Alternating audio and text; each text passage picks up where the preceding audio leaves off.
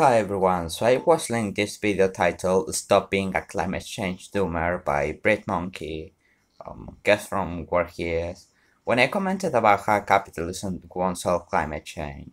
So, to prove my point, I will proceed to respond to this video. Note that I will only respond to certain parts as I would want to make this somewhat short. So yeah, let's start the video. When it comes to climate change, my generation are a bunch of miserable, pessimistic, depressing, gloomy, bleak, disheartening doomers. Quite helpful of Brit Monkey to have added several quote-unquote examples of doomers. The issue here lies on the screenshots, because if you look at them for more than 3 seconds, instead of noticing messages like "we will die in 10 years" or anything else, actually, being doomerism, you find the messages of people saying pepper straws won't help solve climate change, or why are we handing over our entire future to half a dozen billionaires, or what the fuck is Joe Biden, the president of literally the most powerful nation in the world, doing about climate change? These are legitimate concerns and questions that should be asked when faced with such a crisis. And no amount of la la la la, I can't hear you by part of Rip Monkey will change that fact.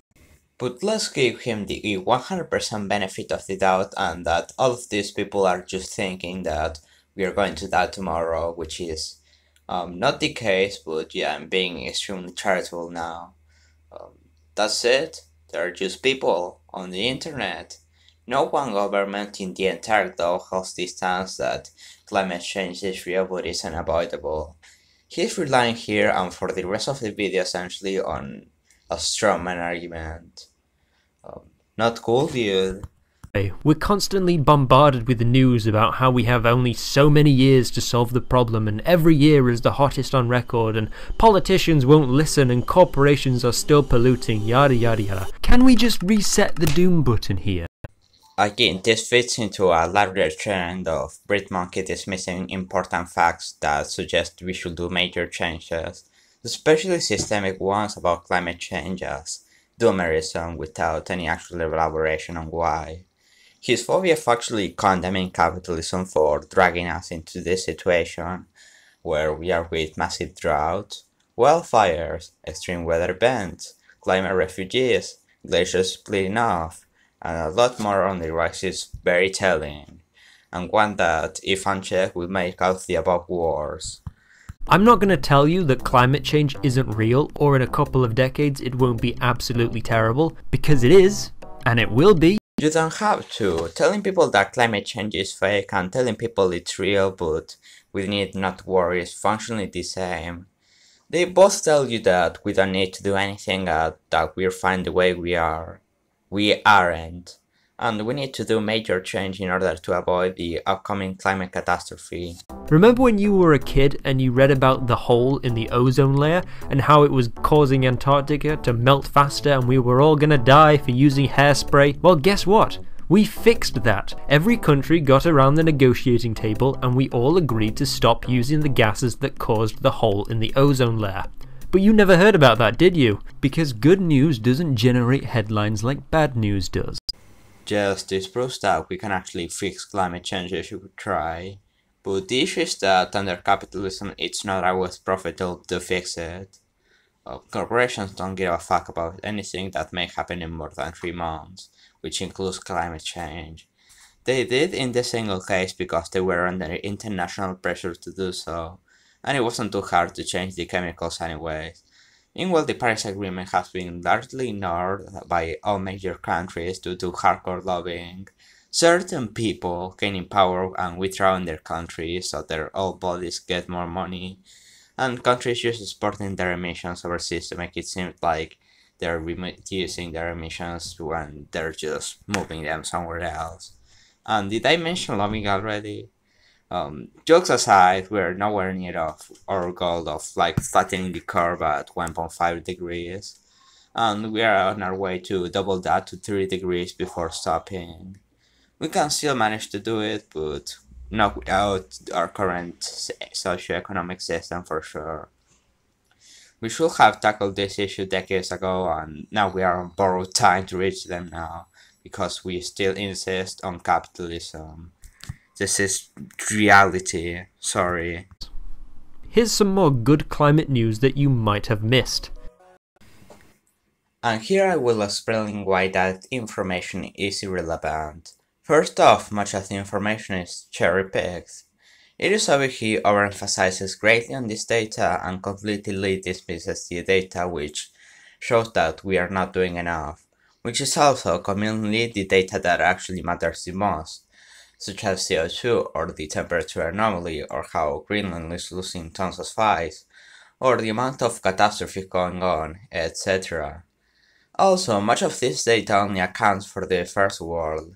The issue is that many countries just move out their own coal plants and factories and all the stuff that makes emissions to third world nations, where then it's not their concern anymore.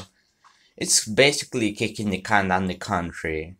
The reality is that we will need to actually reduce the number of ships we throw at the atmo, and not juggle it around pretending there is only one country in the third world. Imagine there's a neighborhood with 20 criminals. It doesn't matter that you capture one when there are still 19 others. Worse, it's not even captured at all most of the time, because again it is thrown to another neighborhood, away from the area that they give a fig about.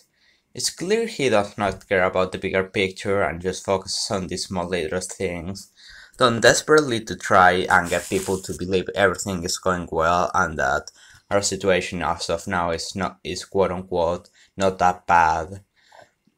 Which works because the people that actually watch this already want to believe that we are fixing climate change and that we'll not have to worry about it. Classical confirmation bias, if you ask me. My actions can't do anything because this Guardian headline said 71% of emissions are done by 100 companies. It's got nothing to do with me. This is defeatist bullshit. I have a question for you. Who buys from these companies? One of the main features of capitalism is that it relies on there being no alternative to it, so the entire world has to participate. I would like to not even give a cent to corporations, but as they control most of the economy, it's not really possible unless you want to live like in prehistoric times. Oh, you dislike capitalism, yet you exist. Do they pump CO2 into the air just because they feel like it? They have an incentive to because people buy their products. That is not how capitalist production works.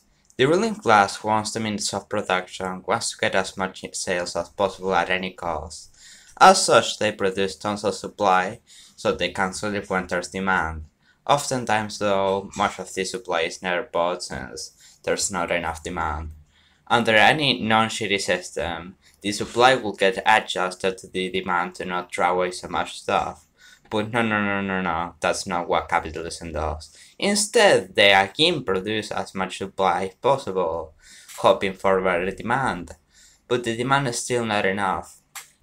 The cycle repeats over and over, and that's how we get produced food for over 10 million people, despite only being 8 billion.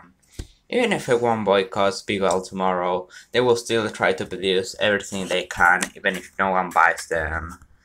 You cannot absolve yourself of responsibility by shifting the blame onto corporations, most of which are owned by governments, things that some of us at least have control over at the ballot box. Again, most people would love to choose what products to buy and in what conditions are they made, but most of the time this is just impossible.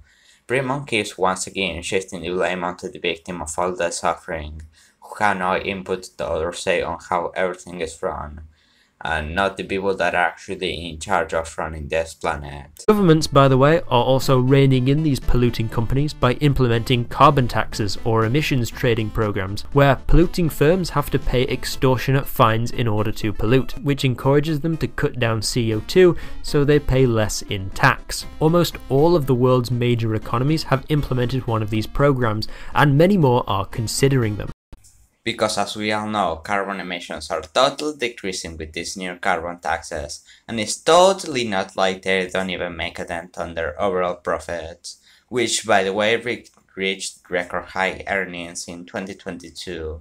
Coupled with the fact that big corporates are moving their CO2 specifically to the less developed nations, most of which don't have any carbon taxes, and the argument overall falls flat in a way that I have barely ever seen before.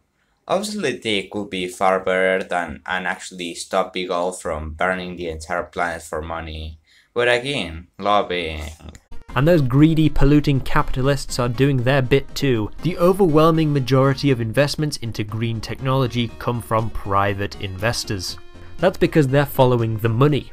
Yeah, billionaires have almost full control of technology that could save humanity, and this is totally a good thing. It's not like we're going to use it for our own profit rather than to actually fix climate change. Like, hello? Please! And even then, much of this tech isn't actually green at all, or far more inefficient than actually existing alternatives, or straight up doesn't exist outside of a computer program, or a combination of the above. Let's also not forget that we are in this mess because of those same billionaires in the first place. But at this point, it's stay clear. Clear Monkey's goal here is to show a happy version of our world that just doesn't reflect our current situations, to feel better at any cost, rather than being realistic or even being correct at all. I can only wish I was kidding, sadly. Some people who are particularly up their own arses think that the only way to fix climate change is to abolish capitalism. This is clearly not feasible. If your climate change solution is to completely dismantle and rebuild the entire economic system of nearly every country on the planet within a decade, you are not serious about climate change. Hi, I am Bread Monkey. I think climate change is real and that it will be bad.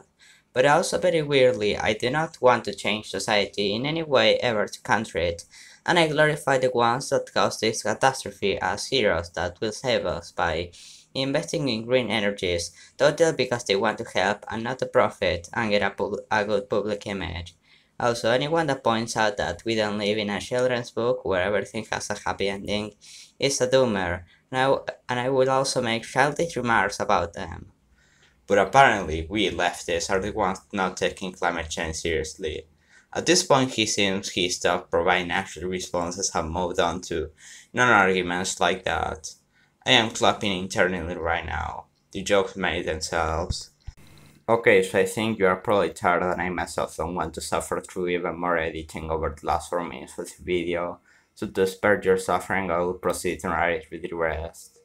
So he goes on to say, doomers also like to bring up China.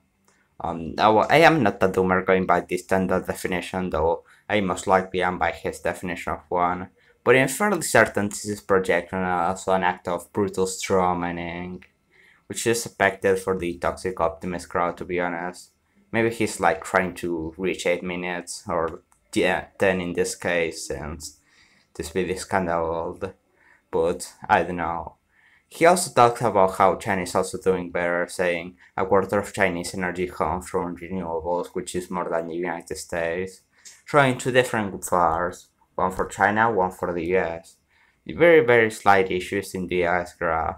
Remember the previous section from 2 to 5 minutes of his video where he showed a lot of data? Well, the number there was a third, and not a tenth or anywhere close to the second number. And if you look up his key sources, the second number has no sources attached to it, which leads me to believe he literally made it up, which is also extremely convenient for his point to show China as having lots and lots of renewables despite the fact that it's literally just a quarter of their energy. He also says China has the rest of the world paying to decarbonize, which is... I mean, do I really need to comment here on that? He also says India planted 250 million trees in one day, which is also tacitly misleading as it was just one special day. It's like saying the Berlin Wall falls once a day because it fell once a while ago. Nearing the end of the video, he says that the agriculture industry, the airline and shipping industries, and the methods of plastic we produce each year still don't have definitive answers, which is, not true. You see, we could break up and collectivize those industries, we could seize the means of production to stop producing less plastic stuff. will abolish the system of wage labor to have the money to buy better and more eco-friendly alternatives. Hell, even abolish the concept of money at all. The issue is that Remonk is a neoliberal that treats capitalism as some sort of unbreakable law of the universe or whatever, which is not true. The cherry on top though is that he says, the intention of this video is not supposed to tell you everything will be okay and that you can just sit back and not care, which goes against literally everything said there. I see this as an absolute hopeless aid of an obviously indefensible claim to preempt any potential debunk of the video. It reminds me of Map Walsh and his claims to being against mass shootings, and saying you should not do violence after hours on end of him making up transphobic conspiracy theories. Just a coincidence though. So in conclusion, Bring Monkey's video is a pro-neoliberal, ultra-optimist propaganda piece that tries desperately to put a happy face on a catastrophic event, while washes the things that caused it, and also frames those who say that we need to do major systemic change as doomers. Pretty bad. Thank you for watching. I promise I will make better videos from now on. So yeah, I guess stay tuned and subscribe. Bye.